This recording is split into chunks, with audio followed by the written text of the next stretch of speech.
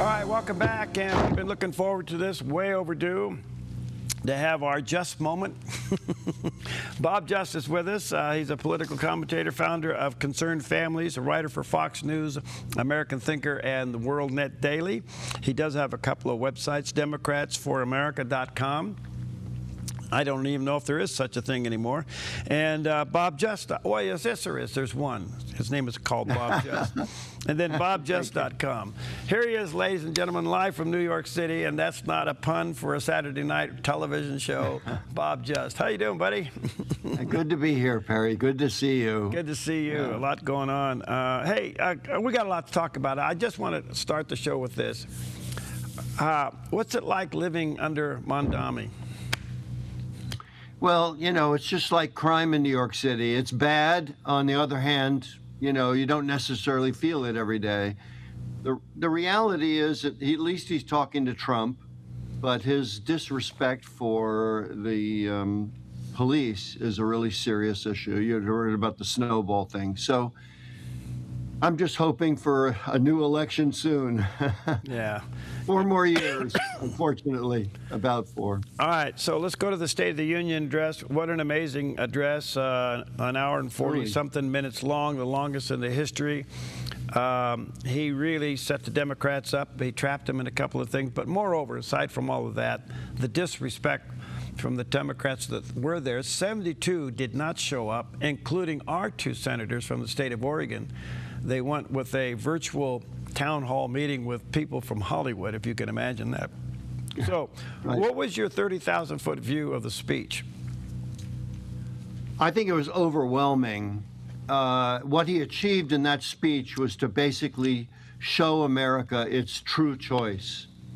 When he talked about the end of DEI, you know, DEI is over, really the end of the speech is a must-watch or must-read, because what he really does is reaffirm under God America, the country that conquered the, you know, Wild West. And he uses the term Wild West. You know, there was nothing PC about his speech. He basically is saying, look, the American patriot has been betrayed, and that betrayal is over. We're reclaiming who we are as a country. And that's a perfect message for America 250. Okay. What did you think of the Democrats staying seated in obvious issues that would require them as human beings to stand? Yes. Well, that was part of his effort to define them. That statement, when he said, you know, do you stand if you agree with this, that it is the American government's, this is a paraphrase, but it's the American government's duty to protect American citizens over illegal aliens. Now, you'd think that would be an obvious stand and applaud, and the Democrats sat on their hands. But I'll tell you something very interesting I heard Vice President Vance say, and that is that, by the way, I'm getting some feedback, just so you guys know. That Vance said something very important, which addresses the primary weakness of my party. And that is that when Trump gave them that challenge, right, they were all looking at each other to see, they were looking for leadership. In other words, they weren't led by their conscience. They didn't listen to that and go, I'm standing. They were looking around for, what should I do? Should I stand? Should I not stand? Now, what that suggests is that the leadership of my party has no moral core, right? Mm-hmm. They have no conscience. Now, we can't have leaders like that. The reason for that is that leaders like that can be easily manipulated because they don't think anything. They don't believe anything. Mm-hmm. They don't stand for anything. So when they're looking around, so should I stand or should I not stand, that very question is the answer. Right? Now, the hopeful thing, and I'm really excited about this, Perry, 70% or so of Democrats believe we should have voter ID. What that means is that 70% of the rank and file, our problem is leadership, but 70% of the rank and file Democrat members are honest. They want an honest election, which means they're not corrupt. So there's plenty of hope. that we can reclaim this country, because I'll tell you, we need 40 more years of Republican control. You know, not 4 more years, 40 more years. The Democrats controlled the House of Representatives for 60 years, from 1934 to 1994. And in that, they did a lot of damage to this country, right? We need to reclaim the country, but 4 years of Trump is not enough. And by the way, the Trump hate is not about Trump. They hate Vance, they hate Rubio, they hated Reagan, they hated Bush 1 and Bush 2. There's nothing new about this, because Marxists hate conservative leaders, under God America leaders. When the speech is over, and you've seen this through the years, you go to these focus groups afterwards, and they run these lines. They'll ask a question, and you'll see the red line representing Republicans. You'll see the yellow line representing independents, and then you'll see the blue line representing Democrats. When you came to some of those key issues where the Democrats sat down, you would expect that blue line to be pretty flat. But what was interesting to me, on most of the significant cases where the question was asked, you would expect the red line to go up. But so did the yellow line. Yes. And the yellow line is people who are sick of both parties. The yellow line are people who are pro-choice Republicans and pro-life Democrats. The yellow line represents this middle bunch, which is a bigger voting bloc now than ever before in America. But on all those key issues, the yellow line was paralleling the red line. I mean, that is if you're a candidate, you need to pay attention to that. Yeah, really. That's a big deal. What do you think? Well, I'd add to what you said, and it's true, you know, that I think a lot of the yellow line is Democrats who can't be Democrats anymore based on what they stand for.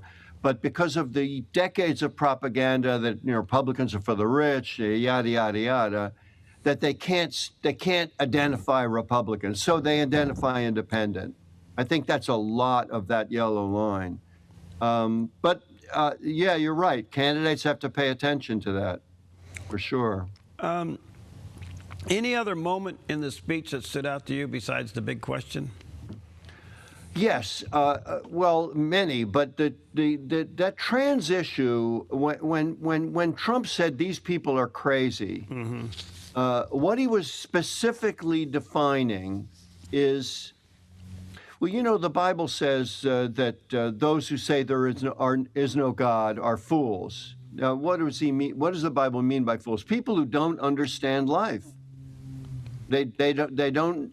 There's no there. They don't. Okay, so they need wisdom. They have no wisdom, right?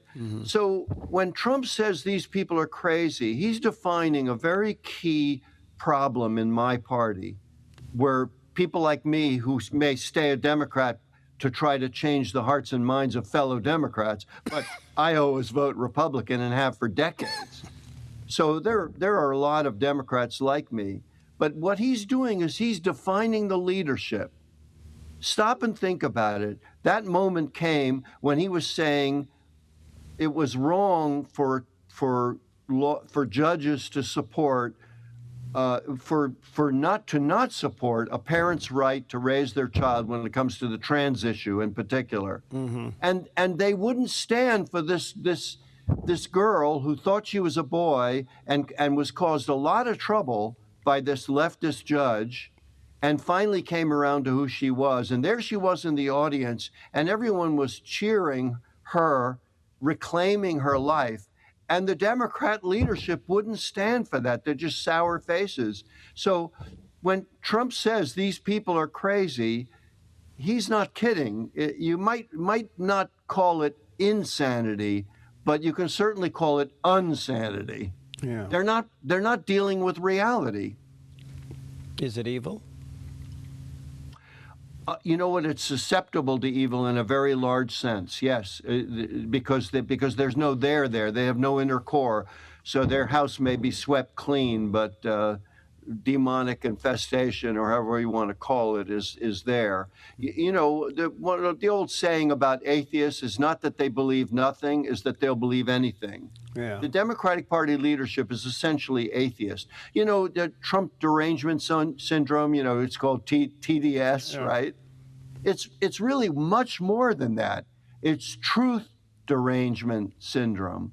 It is reality that my party leadership is rebelling from. Reality. So when Trump calls them crazy, it's a very serious spiritual statement ultimately. And the rank and file 70% that want voter ID have to make up their mind which side they're on. They have to start voting Republican. Why? Well, to save our country, for one, but also to save the Democratic Party, because eventually, if they lose power for decades and decades, the party will clean itself up in order to win. We need a choice between two American parties, two under God American, believe in the military, believe in our citizens, believe in freedom, two parties like that. Excellent. Let me take a quick break because I want to follow up on TDS. Let me say to our viewers and listeners, check out a couple of sites for Bob, bobjust.com. And there's a lot of information, a lot of his articles, and democratsforamerica.com. There's a lot of information there. We'll be right back with Bob Just in just a moment.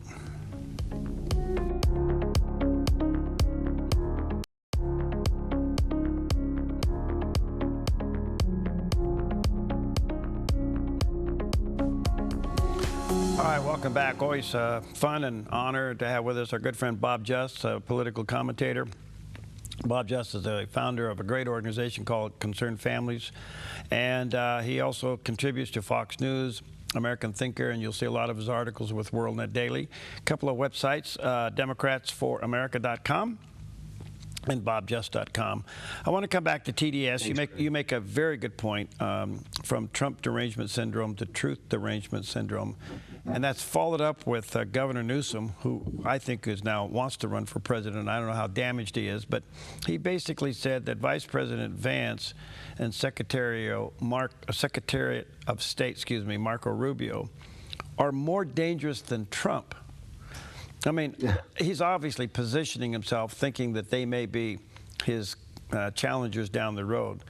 But that goes to your point. It's not Trump, it's truth. That's right. I mean, I'm old enough to remember vividly how much the left hated Ronald Reagan, who was a mild-mannered, wonderful man, you know, strong and tough on communism, which is part of their problem. You know, that's really ultimately we're dealing with a growing Marxist influence in my party, and that's been going on a long time. So yeah, what you're saying about Newsom is absolutely true. We just need to understand it's about something much bigger than Trump. Ultimately, it's about, I hate to use the word hate, but it's about hating under God America. It's hating traditional America. And that's the leadership of my party. The president has indicated that he's going to barnstorm the country during this midterm season. A couple of questions come out of that. Do you think that'll increase Trump fatigue, or is that really needed to keep the House? I'm sorry, Perry, I missed the beginning of what you were saying. Okay. The president has already indicated and shown that he's going to barnstorm the country during this midterm election. He's going to go hold rallies all over the place. Two questions come. Will this increase Trump fatigue, or is this needed to hold the House? I think it's needed. I love the fact that you guys are planning a convention.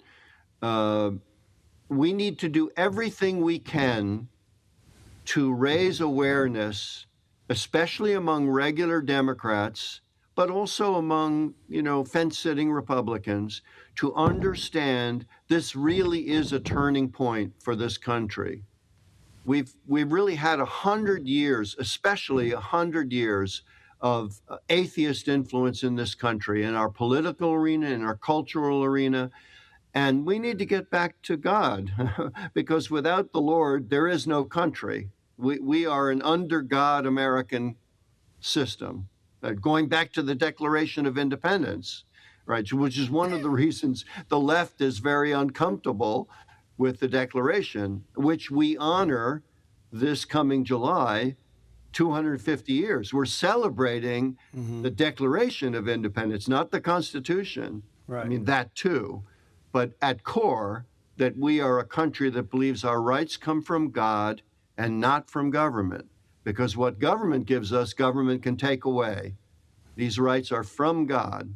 And that's the heart of what so many atheist Democrats hate. There seems to be a, and I don't know how to ask this without sounding disrespectful, and that's not my point here, but there seems to be a element of just ugliness about the left. They're the ones that are using foul language. They're the ones that wear foul language pins on their lapel to the State of the Union address. And they're the ones that say, when we get back in the power, we're going to revengefully reject and come after you again.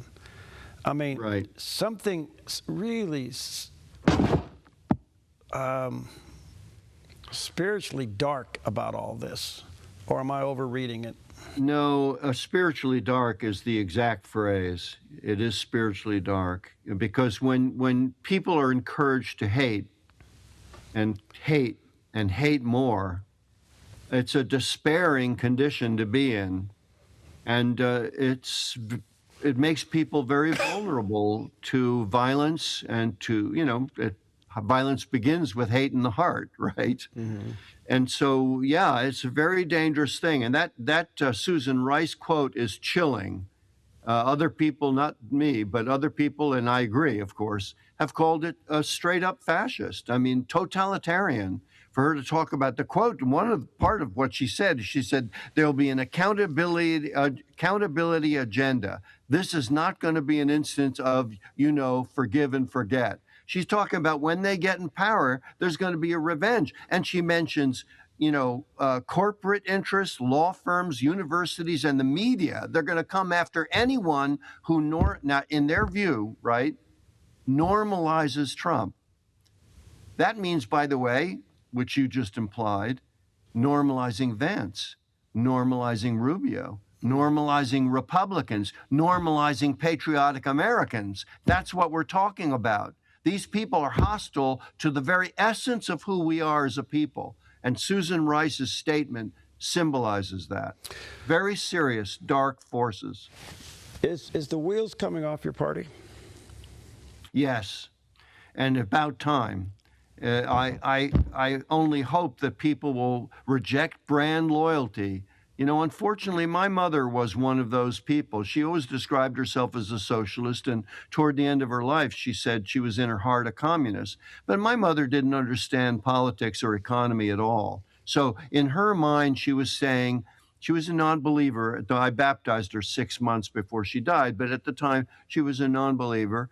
And she didn't understand life at all. To her, saying she was a socialist or a communist meant, I really care about people. It's a delusion, right?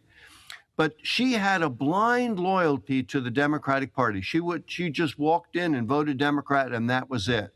And unfortunately, there are a lot of Democrats, even fairly moderate Democrats, that have that blind loyalty to our party. And they're forgetting that the Democratic Party, especially the leadership, has nothing to do with the party of John F. Kennedy or Truman or any of the great Democrat figures in history. It's an entirely new leadership, and unfortunately, new in the sense of destructive, totalitarian, godless view of the world.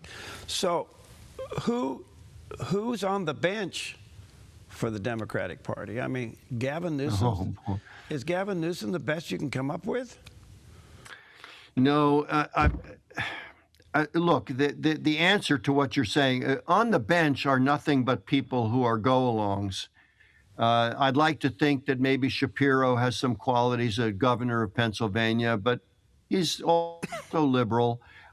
The party needs a Trump. It needs a Democrat perhaps a Kennedy. I don't know. It needs a Democrat to step forward who has all the political giftings that Trump has. God bless us with that. If we need that, right? To come forward and cast a vision for the Democratic Party that is not hostile to Republicans. Democrats have become like a bad wife to a husband, right? Undermining the husband, hostility, talking to the kids, undermining the fatherly authority to the children. A rebel wife, because you need the two parties to work together. We are a two-party system.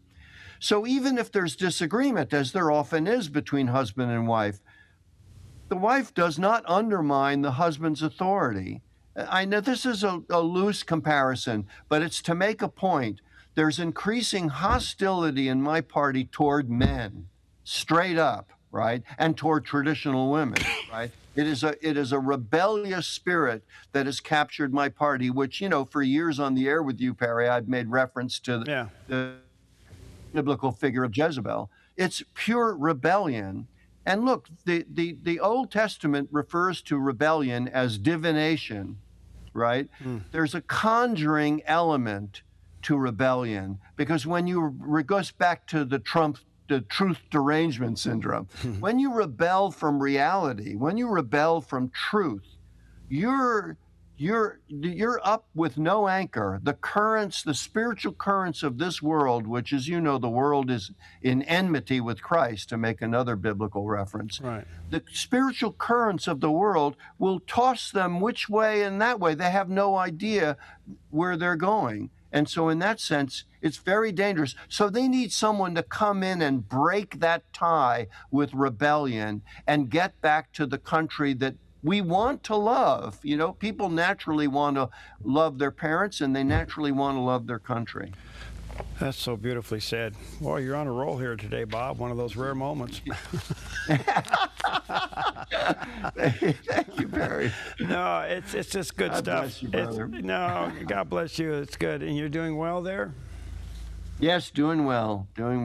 Preparing for some fun things, and going to Spain in April to do my gender seminar, my dating, courting, marrying seminar the video that I made at Edgewater in Christian Fellowship in Grants Pass.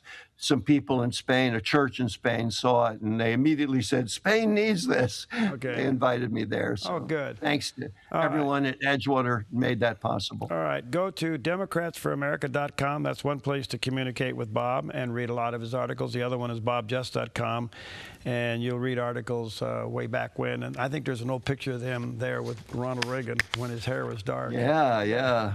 I was young. Good to see you, brother. Thank you for your time. God bless you. Likewise, Perry. We got to connect more. We're going into a heavy time here. We got to connect more. Okay? Thank you, sir. All right. God bless you. Thank you. Bye-bye.